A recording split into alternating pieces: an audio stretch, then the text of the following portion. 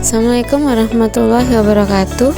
Ini adalah jurnal refleksi Dwi Mingguan keempat Iis Afrianti, JGP Angkatan 10 SMA Negeri 1 Pasirian.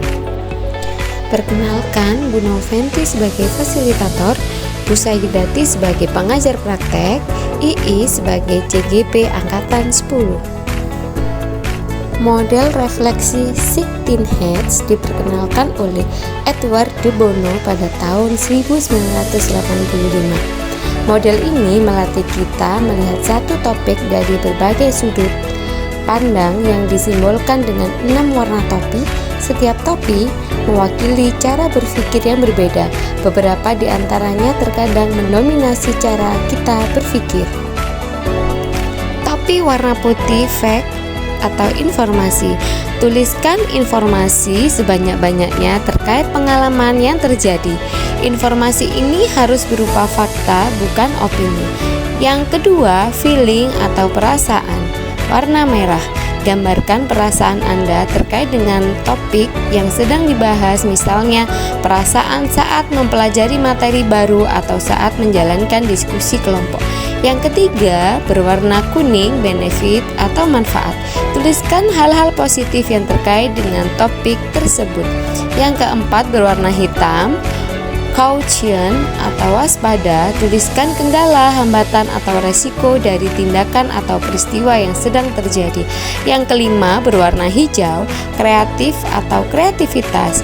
Jabarkan ide-ide yang muncul setelah mengalami peristiwa tersebut. Yang keenam, berwarna blue atau biru, proses atau proses. Tarik kesimpulan dari peristiwa yang terjadi atau bandingkan dengan tujuan yang telah ditetapkan sebelumnya. Penjabaran untuk topi warna putih atau fake information pada tanggal 14 Mei 2024.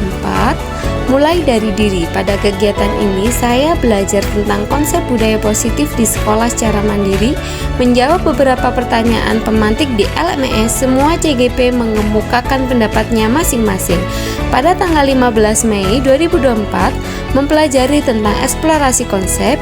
Yang saya pelajari diantaranya adalah disiplin positif dan nilai-nilai kebajikan universal, teori motivasi, hukuman, penghargaan dan restitusi, keyakinan kelas, kebutuhan dasar manusia, 5 posisi kontrol dan segitiga restitusi. Itu adalah informasi-informasi yang sudah terkait dengan pengalaman yang sudah saya alami. Berikutnya masih fake informasi. Pada tanggal 30 Mei 2024, saya melakukan elaborasi pemahaman.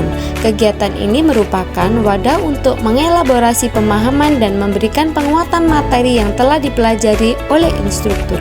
Koneksi antar materi, membuat video terkait antar modul 1.1, 1.2, 1.3 dan 1.4 serta melakukan refleksi pemahaman.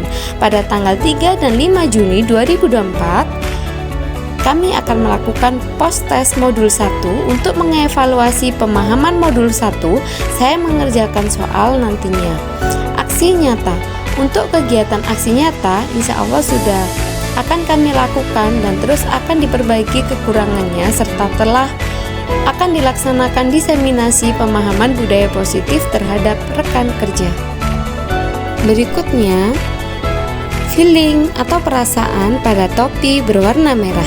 Perasaan yang selama ini mempelajari modul 1.4 budaya positif ini merasa terserahkan. Ternyata posisi kontrol saya selama ini masih kurang tepat. Saya merasa bersemangat dan tertantang untuk menerapkan posisi sebagai manajer dan mempraktekkan segitiga restitusi dalam menyelesaikan permasalahan di kelas maupun di sekolah.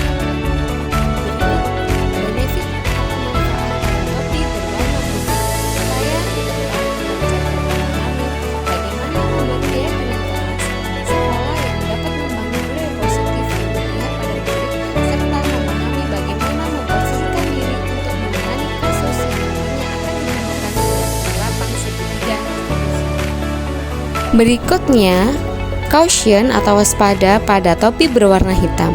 Kendala yang saya hadapi adalah membagi waktu antara mempelajari modul 1.4 dengan banyaknya kegiatan di akhir semester genap yang sangat padat. Selain itu, tantangan terberat adalah mengubah mindset terhadap paradigma panisme menjadi segitiga restitusi, serta upaya dalam menumbuhkan dan membiasakan budaya positif secara konsisten. Berikutnya, pada topi warna hijau, creativity atau kreativitas. Ide yang muncul pada pemikiran saya diantaranya membuat keyakinan kelas bersama siswa dimulai dari kelas sendiri, kemudian bertahap ke seluruh kelas yang ada di sekolah, merefleksikan pemahaman budaya positif di sekolah terhadap rekan sejawat, berkolaborasi dengan semua warga sekolah, melakukan refleksi secara konsisten. Berikutnya, proses pada topi berwarna biru. Upaya dalam membangun budaya positif di sekolah yang berpihak pada murid diawali dengan membentuk lingkungan kelas yang positif, yaitu dengan kesepakatan kelas dalam membangun budaya positif. Keterlibatan guru, murid, manajemen sekolah, dan orang tua sangat diperlukan. Budaya positif dapat menumbuhkan kembang sikap yang terdapat pada profil pelajar Pancasila. Di antaranya, sikap bergotong royong, mampu melakukan kegiatan secara bersama-sama sehingga tercipta kolaborasi yang baik antar warga sekolah dan adanya rasa peduli terhadap satu sama lain.